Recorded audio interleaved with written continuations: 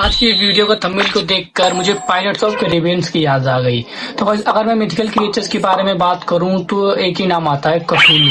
तो गाइस इसका नाम है कथुलू। तो गाइस इस वीडियो के आज हम जानेंगे मिथिकल क्रिएचर्स के बारे में। गाइस बहुत सारे मिथिकल क्रिएचर्स हैं। तो गाइस चांस हमने वीडियो लाइक करना, हम होस्ट टीवी फुल कर जान चाहिए ओनली क्वेश्चन वीडियो स्टार्ट करते हैं। बेशक इंसानों ने बहुत सी मिथोलॉजीज को जन्म दिया है और इन मिथोलॉजीज में हमें बहुत से अजीब मिथिकल क्रिएचर्स देखने को मिलते हैं। क्या ये मिथिकल क्रिएचर्स सिर्फ कहानियों का ही हिस्सा हैं या फिर वाकई में एक वक्त में इस दुनिया में एक्सिस्ट किया करते थे? ये जानने के लिए वीडियो पूरी देखना। Number 7, giant serpents. दोस्तों जायंट सर्पेंट्स ये तो मूवी देखा था मैंने, मूवी में एक मिथोलॉजी में फेमस नहीं है, क्योंकि अगर आप नॉर्स मिथोलॉजी को देखोगे तो आपको यॉर्मनगांडर जैसा जायंट सर्पेंट देखने को मिलेगा। वहीं इजिप्शियन मिथोलॉजी में भी हमें अपोफिस जैसा जायंट सर्पेंट देखने को मिलता है और इन दोनों ही तो बस मैं तुम्हें बताऊँ, ये मूवी में देखे गए थे। ये बहुत दो सांप थे, ये मूवी में देखे गए थे। बाकी असलियत में एग्जिस्ट नहीं करते हैं। मिथोलॉजी से पुराने हिंदुइज्म रिलीजन में भी हमें वासुकी नामी जायंट स्नेक देखने को मिलता है। असल में ये स्नेक्स रियलिटी में एग्जिस्ट किया करते थे। खास तौर में मैं यहाँ टाइटेनोबोआ और वासुकी इंडिकस की बात कर रहा हूँ, क्योंकि जहाँ टाइटेनोबोआ 42 फीट तक होते थे, जो कि ऑफ कोर्स सिटी बस के जितना साइज है, वहीं वासुकी इंडिकस 50 फीट तक होते थे, तकरीबन 3 लिमोजिन्स के बराबर। इसलिए तो ये दोनों जायंट स्नेक्स अपने जमाने के एपेक्स प्रेडेटर्स हुआ करते थे, जो किसी भी एनिमल का सांस रोककर उसे आसानी से निगल लिया करते थे। वैसे Titanoboa modern day south America continent में पाए जाते थे, जहां आज अमेज़न जंगल है, और वहीं वासुकी इंडिकस इंडिया के गुजरात स्टेट से डिस्कवर हुए थे, जिसका मतलब ये प्री हिस्टोरिक इंडियन सब कॉन्टिनेंट में पाए जाते थे। इसी वजह से इनका नाम भी हिंदुइज्म के वासुकी स्नेक से ही लिया गया है। नंबर 6, येटी और बिगफुट। दोस्तों आपने 2 पैर में चलने वाले इंसान जैसे बंदर का तो जरूर सुना होगा। हिमालयन कल्चर में इसे येटी के नाम से जाना जाता है, जो बड़े बड़े ठंडे माउंटेन्स के पास रहता है। इवन एक दफा तो 1951 में माउंट एवरेस्ट के पास इनका फुटप्रिंट भी कैप्चर किया गया था। बेयर का निशाना में पता चला ये बेयर का फुटप्रिंट था। बहरहाल इसी क्रिएचर का एक वर्जन नॉर्थ अमेरिका के नेटिव अमेरिकन के बीच में भी बहुत फेमस है, जिसे बिगफुट के नाम से जाना जाता है। और इस क्रिएचर को भी एक बार 1967 में रिकॉर्ड किया गया था, पर काफी सोर्सेस का मानना है ये फुटेज सही नहीं है। लेकिन जो भी हो, आज से तकरीबन 3.7 मिलियन ईयर्स पहले अफ्रीका की सख्त गर्मी में ऑस्ट्रेलोपिथिकस नामी एनिमल्स तो बिल्कुल किसी येटी या बिगफुट जैसे दिखाई देते थे।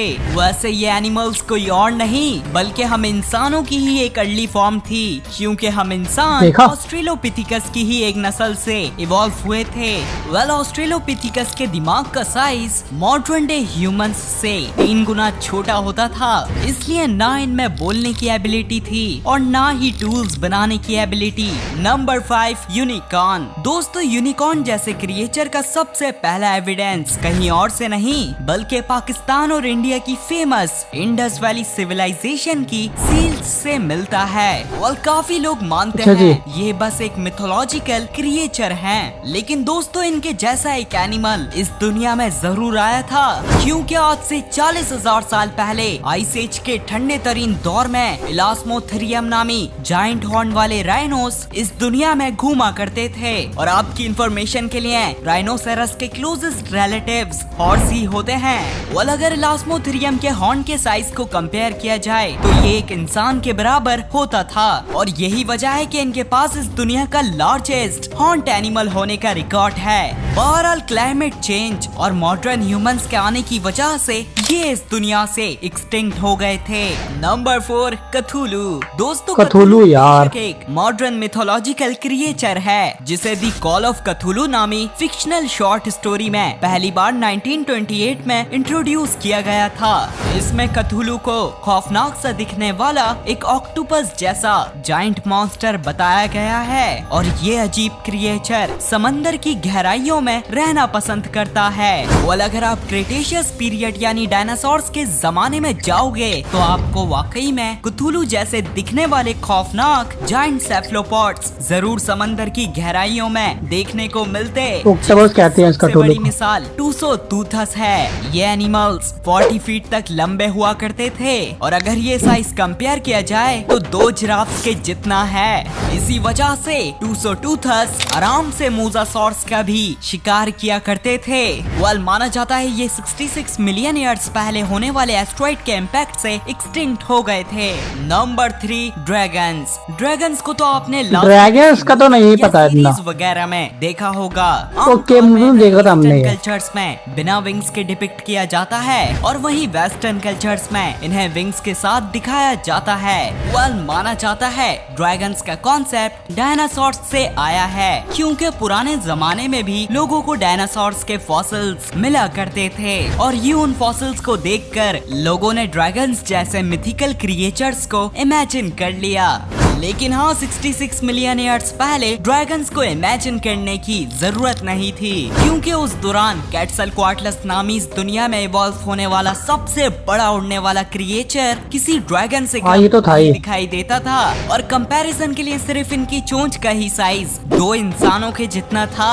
इसलिए तो ये आसानी से मरे हुए डायनासोर्स और इनके बच्चों को खा लिया करते थे। वैसे क्वेटल्सकोआटल्स उड़ने वाली रेप्टाइल्स के ग्रुप टेरोसॉर्स को बिलोंग करते हैं और ये रेप्टाइल्स का ग्रुप क्रेटेशियस एक्सटिंक्शन में एक्सटिंक्ट हो गया था। नंबर 2 डॉर्फ्स। वेल डॉर्फ्स को तो हम लोग सब बचपन से ही कार्टून्स और मूवीज में देखते आ रहे हैं। असल में डॉर्फ्स से क्या सीन है? कोई चीज नहीं है बल्कि इनका जिक्र तो 1300 साल पुरानी नॉर्स मिथोलॉजी से ही चलता आ रहा है। खैर दोस्तों, आज से 50,000 साल पहले डॉर्फ सिर्फ कहानियों में नहीं बल्कि वाकई में इस दुनिया में घूमा करते थे।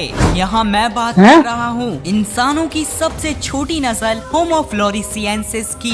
इनका और मॉडर्न डे ह्यूमन का साइज कंपैरिजन तो आप देख ही सकते हो। इसलिए पॉसिबल है कि इन्हें अपने टाइम में कोमोडो ड्रैगन जैसे एनिमल्स से काफी मुश्किलात का सामना करना पड़ता होगा।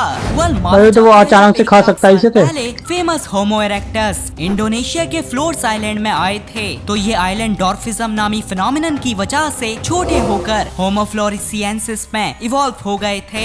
नंबर 1 लॉक नेस मॉन्स्टर। दोस्तों तकरीबन 1500 सालों से स्कॉटलैंड के लॉक नेस नामी लेक में लोग एक मॉन्स्टर को देखने का दावा करते आ रहे हैं। लोग बताते हैं कि इस मॉन्स्टर की लंबी गर्दन है और ये किसी डायनासोर की तरह दिखाई देता है। वेल काफी रिसर्च करने के बाद आज तक ऐसा कोई जिंदा मॉन्स्टर तो डिस्कवर नहीं हुआ है और एक्सपर्ट्स का मानना है ये सिर्फ एक मिथिकल क्रिएचर ही है। लेकिन अजीब बात है, आज से 66 मिलियन ईयर्स पहले इस मॉन्स्टर जैसा क्या बल्कि ये मॉन्स्टर रियलिटी में समंदरों में घूमा करता था जिसे हम प्लीसियोसॉर्स के नाम से जानते हैं। माना जाता है ये साइज में 3 एसयूवी कार्स के बराबर हुआ करते थे और ये साइज तो मिथिकल लॉक नेस मॉन्स्टर से भी बड़ा है। खैर दोस्तों, प्लीसियोसॉर्स ने इस दुनिया में 150 मिलियन ईयर्स तक राज किया था।